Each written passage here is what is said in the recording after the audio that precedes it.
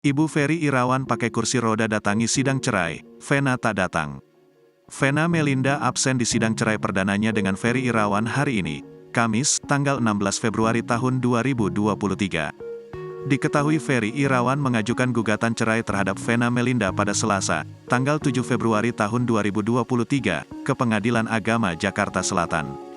Dalam persidangan yang dilaksanakan hari ini, Vena Melinda seharusnya akan dipertemukan dengan Ferry Irawan.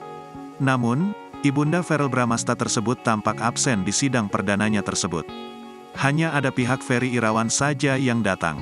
Karena hal itu, maka agendanya menjadi mundur ke tanggal 23 Februari mendatang dengan agenda yang sama, yakni sidang perdana alias mediasi. Padahal, sebelumnya wanita 50 tahun tersebut sudah konfirmasi untuk bisa hadir. Menurutnya hal tersebut merupakan bagian dari upayanya dalam mencari keadilan. Ia juga mengaku berpisah dari Ferry Irawan adalah salah satu yang menjadi tujuannya.